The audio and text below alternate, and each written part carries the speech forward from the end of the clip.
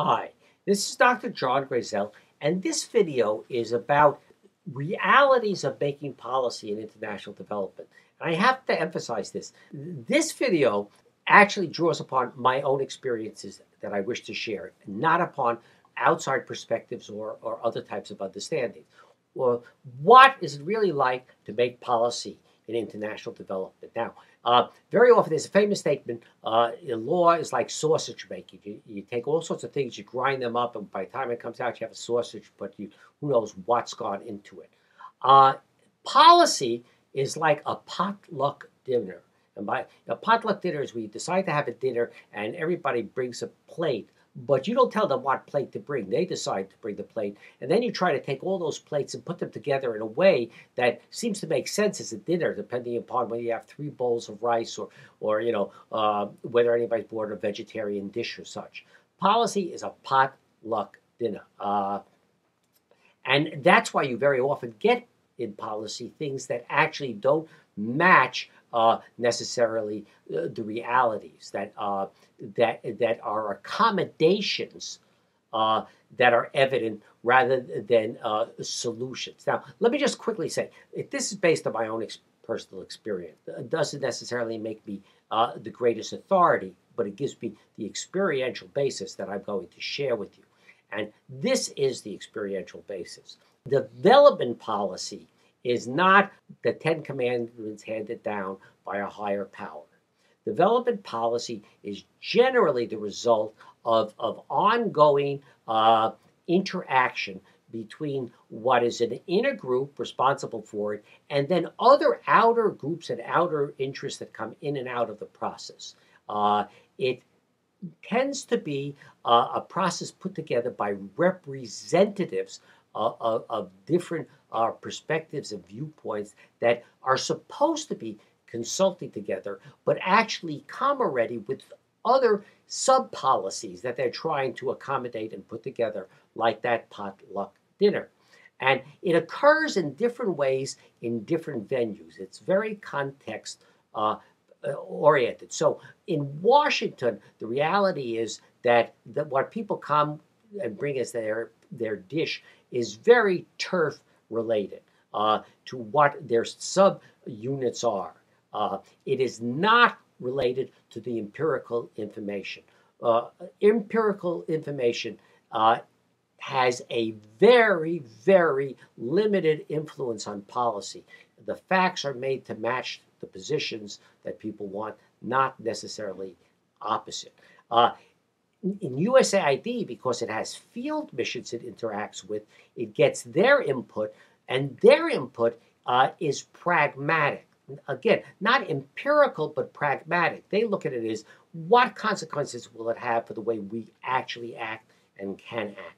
And that becomes almost like, where do you put the dishes so that everybody can reach them, and how much do you need for it? And then what's important to understand is that the reality is these things are negotiated also within the countries themselves, because especially if you're making policy in international development, you have the in-country process where they are making their policy. And they, depending upon what process they use, that can affect the acceptance or unacceptance of your policy.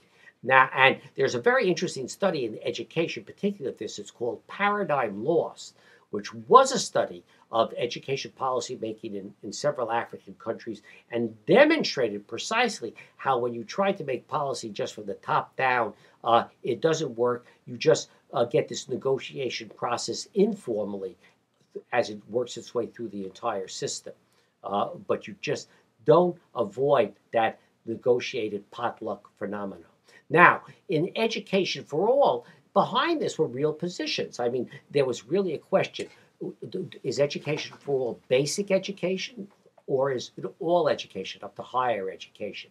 Was it going to be universal education, but were we going to say education for what? So is it just that everybody goes to school, but we don't care what they're taught? Meaning, are they taught things that are useful, let alone are they taught perhaps ideologies that are actually antagonistic to each other? And then there were special interests. Is it all about girls versus boys? Is what's the policy of public versus private? And all of this was constantly discussed by representatives who came together in meetings. And what you would have is small core groups that would do it, and then large meetings of higher ups who would then sort of bless it, and then the in and out involvement of NGOs and other parties, an amazing lack of teacher input, predominantly politician administrator input. But through that, you did negotiate an education for all policy that was broader than the original very narrow idea, let's just get everybody into school. Another example was the Fast Track Initiative, which was established then to get money for this, because the idea was if people did the right policies in countries, what happens if they didn't have the money for it? And the Fast Track Initiative was developed to specifically get them the money. And it too had to negotiate. Are we talking about, it started out good performance, but then it was obviously that some of the most need was in countries that didn't have good performance, but still had students that needed it. Was it about quantity or quality? Was it about the outside donors setting the standards, or was it about the countries themselves setting the standards?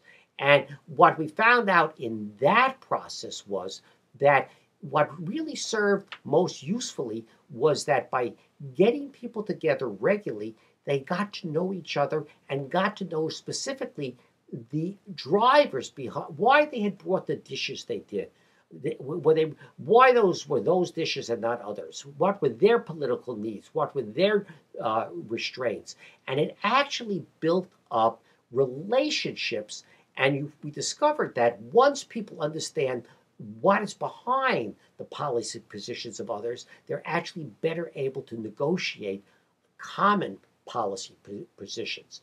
Now, having said that, what we also learned was that in the end, the making of the policy can be more important than the policy itself. That the process of making policy can affect all sorts of negotiations and actions that are going on that are informed by the process of making policy before the policy even becomes official. So these are the lessons that I would say. For development policy, again, so we're talking development policy, it's more a process than actually a final policy product. You're really establishing aspirations, not configurations, okay?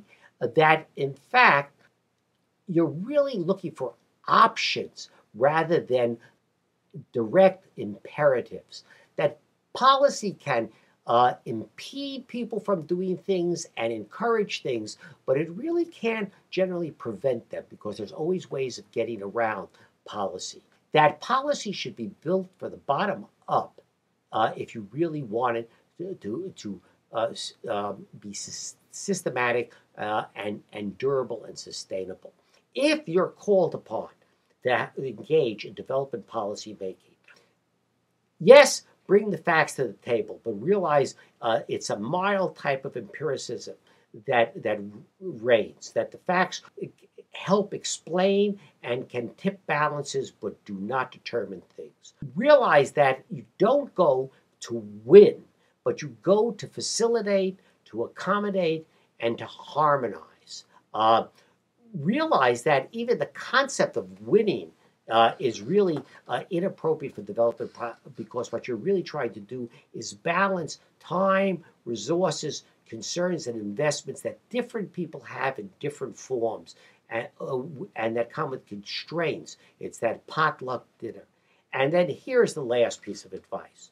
If you really want to be effective in making policy, offer to be the editor of the document itself, because it's the editor who in the end has to, just like the host of a potluck dinner, who basically looks at all the dishes and then rearranges them to look like the final dinner that it does.